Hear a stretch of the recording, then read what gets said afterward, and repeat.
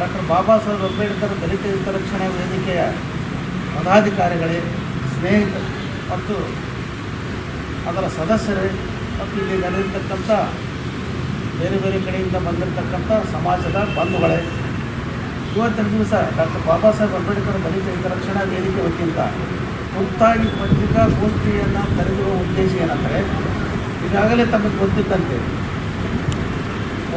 ಒಳ ಮೀಸಲಾತಿ ವಿಚಾರವಾಗಿ ನಾಳೆ 24/4/2026 ಕರ್ನಾಟಕ ಸರ್ಕಾರ ವಿಶೇಷ ಸಂಪುಟ ಸಭೆಯನ್ನು ಕರೆದಿದ್ದಾರೆ. ನಾಳೆ ಅದರ ನಿಮಿತ್ತವಾಗಿ ನಮ್ಮ ಬಲಗೈ ಜಾತಿಗಳ ಒಕ್ಕೂಟದ ವತಿಯಿಂದ ಜ್ಞಾನಪ್ರಕಾಶ್ ಸ್ವಾಮೀಜಿಯವರ ನೇತೃತ್ವದಲ್ಲಿ ನಿನ್ನೆ ಮಾನ್ಯ ಮುಖ್ಯಮಂತ್ರಿಗಳ ಜೊತೆಗೆ ಚರ್ಚಿಸಲಾಯಿತು. ಹಲವಾರು ವಿಷಯವನ್ನೇ ಚರ್ಚೆ ಮಾಡಿದರು. ಮುಂದಿನ ಅಂದರೆ ನಾಳಿನ ಸಭೆ ಇರೋದರಿಂದ ಹಲವಾರು ವಿಷಯಗಳನ್ನು ಏನಂದ್ರೆ ಅವರು ಹೇಳಿಕೆ ಪ್ರಕಾರ, ಪೂಜ್ಯ ಜ್ಞಾನಪ್ರಕಾಶ್ ಸ್ವಾಮಿಯವರ ಹೇಳಿಕೆ ಪ್ರಕಾರ ಅವರು ಹಲವಾರು ಪ್ರಶ್ನೆಗಳನ್ನು ಸರ್ಕಾರದ ಮುಂದೆ ಇಟ್ಟಿದ್ದಾರೆ. ಏನಂದರೆ, ನಾಗಮೋಹನ್ ದಾಸ್ ಕೊಟ್ಟಂಥ ವರದಿ ಸಂಪೂರ್ಣ ಅವೈಜ್ಞಾನಿಕ ಮತ್ತು ಅಪೂರ್ಣ ಇರುವುದರಿಂದ ಆ ವರದಿಯನ್ನು ನೀವು ಸ್ವೀಕಾರ ಮಾಡಲಿಕ್ಕೆ ಮತ್ತು ಜಾರಿ ಮಾಡಲಿಕ್ಕಂತೂ ಸಾಧ್ಯವೇ ಇಲ್ಲ. ಕೋರ್ಟ್ ತಡೆಯಾಜ್ಞೆಯೂ ಇದೆ. ಅದು ನಂತರ ಈಗೇನು ಹಳೆ ಮೀಸಲಾತಿಯಲ್ಲಿ ಒಳ ಮೀಸಲಾತಿಯಿಂದ ಮಾಡಿಕೊಟ್ಟಿದ್ದೀರಿ ನೀವು, ಅದಕ್ಕಂತೂ ಯಾವ ಒಂದು ಪದ್ಧತಿ ಇಲ್ಲ. ಯಾಕಂದರೆ ಸರ್ಕಾರದ ಹತ್ತಿರ ಯಾವ ಡೇಟಾನೂ ಇಲ್ಲ, ಎಂಪಿರಿಕಲ್ ಡೇಟಾ. ಅಂದ್ರೆ ಈಗ 15% ಹಳೆ ಮೀಸಲಾತಿ, ಅದರಲ್ಲಿನೇ ಒಳ ಮೀಸಲಾತಿ ಕೊಡಬೇಕಂತ ಅವ್ರ ವಿಚಾರ ಇದೆ ಸರ್ಕಾರದಲ್ಲಿ. ಅದನ್ನು ನೀವು ಯಾವ ಆಧಾರದ ಮೇಲೆ ಮಾಡ್ತಾ ಇದ್ದೀರಿ ನಮಗೆ ತಿಳಿಸ್ರಿ.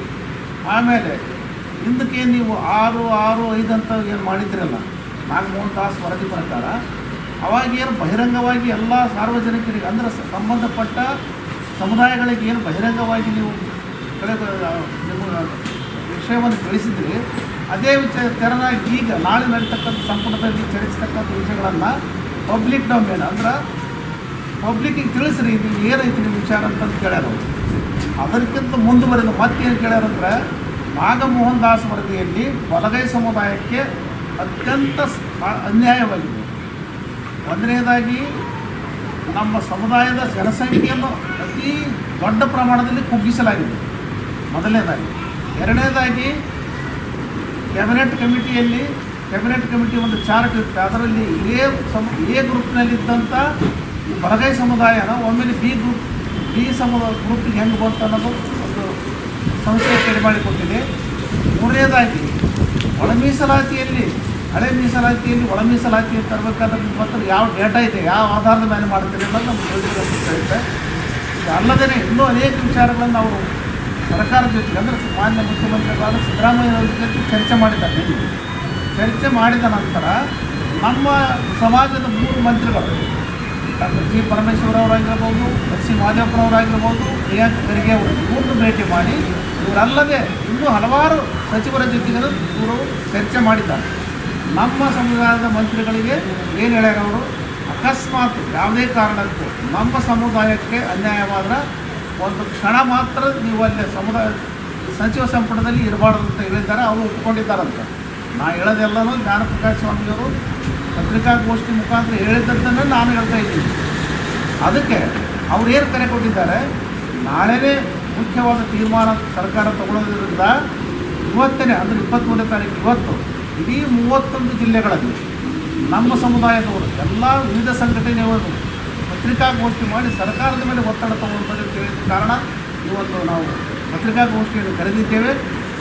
ಇದರ ಸಂಬಂಧಪಟ್ಟಂತೆ ಈ ಕಾಂಗ್ರೆಸ್ ಸರ್ಕಾರ ಬರಬೇಕಾದ್ರೆ, ಅಧಿಕಾರಕ್ಕೆ ಬರಬೇಕಾದ್ರೆ ವಿಶೇಷವಾಗಿ ಬಲಗೈ ಸಮುದಾಯಗಳ ಒಕ್ಕೂಟದಿಂದ ಅತ್ಯಂತ ಪ್ರಬಲವಾದ ಸಹಕಾರ ಸಪೋರ್ಟ್ ಬೆಂಬಲ ಸಿಕ್ಕಿದ್ದರಿಂದಲೇ ಸರ್ಕಾರ ಅಸ್ತಿತ್ವಕ್ಕೆ ಬಂದಿದೆ.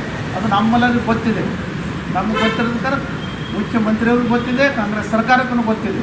ಇಂಥ ಸಮುದಾಯಕ್ಕೆ ಯಾವ ಕಾರಣಕ್ಕೂ ಆದರೂ ಅನ್ಯಾಯವಾದರೆ ಅದು ಮುಂದಿನ ಪರಿಣಾಮ ನೆಟ್ಟಗಿರೋದಿಲ್ಲ ಅಂತ ಎಚ್ಚರಿಕೆಯನ್ನು ಕೊಟ್ಟಿದ್ದಾರೆ. ನಾವು ಸಹಿತ ಈ ವೇದಿಕೆ ಮುಖಾಂತರ ಕರ್ನಾಟಕ ಸರ್ಕಾರಕ್ಕೆ, ಮಾನ್ಯ ಸಿದ್ದರಾಮಯ್ಯನವರಿಗೂ ಮತ್ತು ಇನ್ನಿತರ ಸಂಬಂಧಪಟ್ಟವರಿಗೆ ಎಚ್ಚರಿಕೆ ಕೊಡುತ್ತಾ ಬಯಸ್ತೀವಿ. ಇಂಥ ಒಂದು ಸಮುದಾಯ, ಪ್ರಬಲವಾದ ಸಮುದಾಯ ಅನೇಕ ಅನ್ಯಾಯಗಳನ್ನು ಮಾಡಿದ್ದಾರೆ. ಅಂಕಿ ಸಂಖ್ಯೆಗಳನ್ನು ತಿದ್ದಿದ್ದಾರೆ.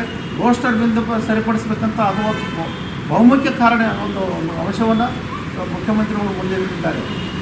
ರೋಸ್ಟರ್ ಬಿಂದುನಲ್ಲಿ ದೊಡ್ಡ ಅನ್ಯಾಯ ಆದದಕ್ಕೇ ಅದು ತಡೆ ಹಿಡಿದಿದ್ದ ಕೋರ್ಟಿಗೆ ಹೋಗಿದ್ದಾರೆ ನಮ್ಮ ಸಮುದಾಯದವರು ಅಂತ. ಈ ರೀತಿಯಾಗಿ ಹಲವಾರು ವಿಷಯಗಳನ್ನು ಇಟ್ಟುಕೊಂಡು ನಾಳೆ ನಡೀತಿರ್ತಕ್ಕಂಥ ಈ ಒಂದು ವಿಶೇಷ ಸಂಪುಟ ಸಭೆಯಲ್ಲಿ ಯಾವ ಕಾರಣಕ್ಕೂ ಅನ್ಯಾಯವಾಗಬಾರ್ದಂಥ ಮುಖ್ಯಮಂತ್ರಿಗಳಿಗೆ ನಾವು ಒಂದು ಅಪೀಲ್ ಇದೆ. ನಮ್ಮ ಬೇಡಿಕೆ ಅದರ ಜೊತೆಗೆ ಎಚ್ಚರಿಕೆ ಸಹಿತ ಯಾವುದೇ ಪರಿಸ್ಥಿತಿಯಲ್ಲಿ ಯಾವುದೇ ಒಂದು ಕಾರಣಕ್ಕೆ ನಮ್ಮ ಸಮುದಾಯಕ್ಕೆ ಅನ್ಯಾಯವಾದಂಥ ರೀತಿಯಲ್ಲಿ ಅವರು ಏನಾದರೂ ತೀರ್ಮಾನ ತಗೊಂಡ್ರೆ ಮುಂದಿನ ಪರಿಣಾಮಗಳಿಗೆ ಅವರೇ ಹೊಣೆಗಾರರಾಗ್ತಾರೆ. ಅದರ ಪರಿಣಾಮ ನೆಟ್ಟಾಗಿರಲಿಲ್ಲ ಅಂತ ಹೇಳಿದ ನಮ್ಮ ಪೂಜ್ಯ ಜ್ಞಾನಪ್ರಕಾಶ್ ಸ್ವಾಮಿಯವರ ಹೇಳಿಕೆನೇ ನಾನು ಪುನರುಚ್ಚರಿಸ್ತಾ ಇರ್ತೀನಿ. ಅದಕ್ಕೆ ಈ ತುರ್ತುಗೋಷ್ಠಿಯಲ್ಲಿ ಕರಿಬೇಕಾಯಿತು. ಅದಕ್ಕೆ ತಾವೆಲ್ಲರೂ ದಯಮಾಡಿ ಇವನ್ನ ಹೆಚ್ಚಿನ ಒಂದು ಮಾಧ್ಯಮಗಳ ಮಿತ್ರರು ನೀವೆಲ್ಲ ಸೇರಿಕೊಂಡು ಇದು ಹೆಚ್ಚು ಪ್ರಸಾರ ಪಡಿಸ್ರಿ. ನಮ್ಮ ಪ್ರಿಂಟ್ ಮಾಧ್ಯಮದವರು ಸಹಿತ ಅವ್ರಿಗೂ ಆಹ್ವಾನ ಕೊಟ್ಟಿದ್ವಿ. ಅವರು ಬರ್ತಾರ ಅಥವಾ ಅವರು ಸಹಕಾರ ವ್ಯಕ್ತಪಡಿಸಿ ಅಂತ ಹೇಳಿದ್ದಾರೆ. ಅದಕ್ಕೆ ದಯಮಾಡಿ ಇದನ್ನು ನಮ್ಮ ಮೂಲಕ ನಾವು ಸರ್ಕಾರಕ್ಕೆ ಮುಟ್ಟಿಸ್ಬೇಕಾಗಿದ್ದೀವಿ ಈ ಒಂದು ನಮ್ಮ ಅಪೀಲು ಅಥವಾ ನಮ್ಮ ಎಚ್ಚರಿಕೆ. ಅದರಿಂದ ಈ ಪತ್ರಿಕಾಗೋಷ್ಠಿಯನ್ನು ಕರೀತೀವಿ. ಇದಕ್ಕೆ ನೀವು ನಮ್ಮ ಕರೆಗೆ ನೀವು ಸ್ಪಂದಿಸಿದ್ದಕ್ಕಾಗಿ ಧನ್ಯವಾದಗಳು. ಬಾಬಾ ಸಾಹೇಬ್ ಅಂಬೇಡ್ಕರ್ ದಲಿತ ಹಿತರಕ್ಷಣಾ ವೇದಿಕೆ ಉಪಾಧ್ಯಕ್ಷರಾಗಿರ್ತಕ್ಕಂಥ ಯುವರಾಜ್ ಚಲವಾದಿ ಅವರೇ ಹಾಗೂ ಸಮಾಜದ ಎಲ್ಲ ಗುರು ಹಿರಿಯರ ನೇತೃತ್ವದಲ್ಲಿ ಇವತ್ತು ಈ ಒಂದು ಸುದ್ದಿಗೋಷ್ಠಿ ಕರೆದಿದ್ದು. ಈ ಸುದ್ದಿಗೋಷ್ಠಿಯ ವಿಶೇಷ ಏನಂದ್ರೆ ತಮಗೆಲ್ಲ ಗೊತ್ತಿರೋ ಹಾಗೆ ನಾಳೆ ದಿನಾಂಕ 24ನೇ ತಾರೀಕಿಗೆ ರಾಜ್ಯ ಸರ್ಕಾರ ಒಳ ಮೀಸಲಾತಿಯ ಚರ್ಚೆಗಾಗಿ ಒಂದು ವಿಶೇಷವಾದಂಥ ಕ್ಯಾಬಿನೆಟ್ ಮೀಟಿಂಗನ್ನು ಕರೆದಿದ್ದು, ಆ ಕ್ಯಾಬಿನೆಟ್ ಮೀಟಿಂಗಿನಲ್ಲಿ ಈಗಾಗಲೇ ತಮಗೆಲ್ಲ ಗೊತ್ತಿರುವ ಹಾಗೆ ಒಳ ಮೀಸಲಾತಿಯಲ್ಲಿ ರೋಸ್ಟರ್ ಬಿಂದುವನ್ನು ತಂದು ಬಲಗೈ ಸಮಾಜಕ್ಕೆ ಆಗಿರ್ತಕ್ಕಂಥ ಅನ್ಯಾಯದ ವಿರುದ್ಧ ಈ ರಾಜ್ಯದಲ್ಲಿ ಸುಮಾರು 7 ಲಕ್ಷ ಜನ ಬಲಗೈ ಸಮಾಜದ ಬಂಧುಗಳೆಲ್ಲರೂ ಸೇರಿ ಬೆಂಗಳೂರಿನ ಫ್ರೀಡಂ ಪಾರ್ಕಿನಲ್ಲಿ ಕಳೆದ 5ನೇ ತಾರೀಕಿನಲ್ಲಿ ಪರಮ ಪೂಜ್ಯ ಜ್ಞಾನಪ್ರಕಾಶ್ ಸ್ವಾಮೀಜಿಯವರ ನೇತೃತ್ವದಲ್ಲಿ ಉಗ್ರವಾದ ಹೋರಾಟವನ್ನು ಮಾಡಿ ಸರ್ಕಾರಕ್ಕೆ ಒಂದು ಎಚ್ಚರಿಕೆಯನ್ನು ಕೊಟ್ಟಿದ್ದೇವೆ. ಆ ಒಂದು ಬೆನ್ನೆಲೆಯಲ್ಲಿ ಇವತ್ತು ರಾಜ್ಯ ಸರ್ಕಾರ 24ಕ್ಕೆ ಒಳ ಮೀಸಲಾತಿ ಕುರಿತು ವಿಶೇಷವಾದಂಥ ಒಂದು ಕ್ಯಾಬಿನೆಟ್ ಮೀಟಿಂಗನ್ನು ಕರೆದಿದ್ದು, ಈ ರಾಜ್ಯ ಸರ್ಕಾರಕ್ಕೆ ನಾವು ಡಾಕ್ಟರ್ ಬಾಬಾ ಸಾಹೇಬ್ ಅಂಬೇಡ್ಕರ್ ದಲಿತ ಹಿತರಕ್ಷಣಾ ವೇದಿಕೆಯಿಂದ ಆಗ್ರಹಿಸುತ್ತೇವೆ ಮತ್ತು ಎಚ್ಚರಿಕೆ ಕೊಡಲಿಕ್ಕೆ ಬಯಸುತ್ತೇವೆ. ನಿಮ್ಮ ಕ್ಯಾಬಿನೆಟ್ ಮೀಟಿಂಗಲ್ಲಿ ಏನಾದರೂ ನಮಗೆ ಬಲಗೈ ಸಮುದಾಯಕ್ಕೆ ಅನ್ಯಾಯವಾದರೆ, ರೋಸ್ಟರ್ ಬಿಂದುಲಾಗಿರ್ತಕ್ಕಂಥ ಅನ್ಯಾಯವನ್ನು ಸರಿಪಡಿಸದೆ ಹೋದರೆ ನಾವು ಸರ್ಕಾರದ ವಿರುದ್ಧ ಎದ್ದು ನಿಲ್ಲಬೇಕಾಗುತ್ತೆ. ಈಗಾಗಲೇ ನಮ್ಮ ಛಲವಾದಿ ಮಹಾಸಭಾ ಒಕ್ಕೂಟದ ರಾಜ್ಯದ ಅಧ್ಯಕ್ಷರಾಗಿರ್ತಕ್ಕಂಥ ನಮ್ಮ ಪರಮ ಪೂಜ್ಯ ಜ್ಞಾನಪ್ರಕಾಶ್ ಸ್ವಾಮೀಜಿಯವರ ನೇತೃತ್ವದಲ್ಲಿ ಅವರು ತಗೊಂಡಂಥ ನಿರ್ಧಾರಕ್ಕೆ ನಾವೆಲ್ಲರೂ ಬದ್ಧರಾಗಿ ಅವರ ಆದೇಶದಂತೆ ನಾವು ಮುಂದಿನ ತೀರ್ಮಾನ ಏನು ಆದೇಶ ಮಾಡ್ತಾರೋ ಆ ಆದೇಶಕ್ಕೆ ಮುಂಚೂಣಿಯಲ್ಲಿ ಇಳಕಲ್ ನಗರದ ಡಾಕ್ಟರ್ ಬಾಬಾ ಸಾಹೇಬ್ ಅಂಬೇಡ್ಕರ್ ದಲಿತ ಹಿತರಕ್ಷಣಾ ವೇದಿಕೆ ಮುಂಚೂಣಿಯಲ್ಲಿ ಇರುತ್ತಂತ ಹೇಳಲಿಕ್ಕೆ ಬಯಸ್ತೇನೆ. ನಮಗೆ ಖಂಡಿತವಾಗಿ ರಾಜ್ಯ ಸರ್ಕಾರದ ಮುಖ್ಯಮಂತ್ರಿ ಆಗಿರ್ತಕ್ಕಂಥ ಸನ್ಮಾನ್ಯ ಸಿದ್ದರಾಮಯ್ಯ ಸಾಹೇಬರ ಮೇಲೆ ವಿಶ್ವಾಸವಿದೆ. ಖಂಡಿತವಾಗಿ ಅವರು ಯಾವುದೇ ಸಮಾಜಕ್ಕೆ ಅನ್ಯಾಯವಾಗಲಿಕ್ಕೆ ಬಿಡೋದಿಲ್ಲ ಅಂತ ಹೇಳಿದ್ದಾರೆ. ಹಾಗಾಗಿ ನಮಗೆ ಖಂಡಿತ ಅವ್ರ ಮೇಲೆ ಭಾಳಷ್ಟು ವಿಶ್ವಾಸ ಇದೆ. ಬಲಗೈ ಸಮಾಜಕ್ಕೆ ಆಗಿರ್ತಕ್ಕಂಥ ರೋಸ್ಟರ್ ಬಿಂದುಗಳಲ್ಲಿ ಆಗಿರ್ತಕ್ಕಂಥ ಅನ್ಯಾಯವನ್ನು ಸರಿಪಡಿಸಿ ಖಂಡಿತ ನಮಗೆ ನ್ಯಾಯವನ್ನು ಕೊಡಿಸ್ತಾರೋ ಅಂತ ವಿಶ್ವಾಸವನ್ನು ನಾವು ಇಟ್ಕೊಂಡಿದ್ದೇವೆ. ಆ ಒಂದು ಹಿನ್ನೆಲೆಯಲ್ಲಿ ಇವತ್ತು ಒಂದು ವೇಳೆ ಪುನರವನ್ನು ಹೇಳಲಿಕ್ಕೆ ಬಯಸ್ತೇನೆ, ಮತ್ತೊಮ್ಮೆ ಹೇಳಲಿಕ್ಕೆ ಬಯಸ್ತೇನೆ. ಒಂದು ವೇಳೆ ನಾಳೆ ನಡೀತಕ್ಕಂಥ ಆ ವಿಶೇಷವಾದ ಕ್ಯಾಬಿನೆಟ್ ಮೀಟಿಂಗಲ್ಲಿ ನಮ್ಮ ಸಮಾಜದ ಮೇಲೆ ಆಗಿರ್ತಕ್ಕಂಥ ಅನ್ಯಾಯವನ್ನು ಸರಿಪಡಿಸದೆ ಹೋದರೆ ಮುಂದಿನ ದಿನಮಾನಗಳಲ್ಲಿ ಕಾಂಗ್ರೆಸ್ ಪಕ್ಷಕ್ಕೆ ಬಲಗೈ ಸಮಾಜದ ಒಂದು ಏನು ಅನ್ನುವುದನ್ನು ಎಚ್ಚರಿಕೆ ತೋರಿಸಬೇಕಾಗುತ್ತೆ. ಹಾಗಾಗಿ ನಾನು ಹೆಚ್ಚು ಮಾತನಾಡಕ್ಕೆ ಹೋಗೋದಿಲ್ಲ. ಖಂಡಿತವಾಗಿ ನಮ್ಮ ಸಮಾಜಕ್ಕೆ ಭಾಳಷ್ಟು ಅನ್ಯಾಯವಾಗಿದೆ. ಈಗಾಗಲೇ ಇವತ್ತಿನ SLC ರಿಸಲ್ಟ್ನಲ್ಲಿ ನೋಡಿದಾಗ ಸಾಕಷ್ಟು ಜನ ನಮ್ಮ ಸಮಾಜದ ಯುವಕರಿಗೆ ನಾನು ಫೋನ್ ಮಾಡಿ ಮಾತಾಡಿದೆ. ಭಾಳಷ್ಟು ಜನ ಪಾಸಾಗಿದ್ದಾರೆ. ಅದರಲ್ಲಿ ವಿಶೇಷವಾಗಿ 80-85% ಪಾಸಾಗಿದ್ದಾರೆ. ಭಾಳ ಉತ್ಸಾಹಕರಾಗಿದ್ದಾರೆ. ಹಾಗಾಗಿ ನೀವು ರೋಸ್ಟರ್ ಬಿಂದುದಲ್ಲಿ ಆಗಿರ್ತಕ್ಕಂಥ ಅನ್ಯಾಯವನ್ನು ಸರಿಪಡಿಸಿ ಹೋದರೆ ಮುಂದಿನ ದಿನಮಾನದಲ್ಲಿ ಬಲಗೈ ಸಮಾಜದಲ್ಲಿರ್ತಕ್ಕಂಥ ಯುವ ಪೀಳಿಗೆ ಓದಲಿಕ್ಕೆ ಹಿಂಜರಿತಾರೆ.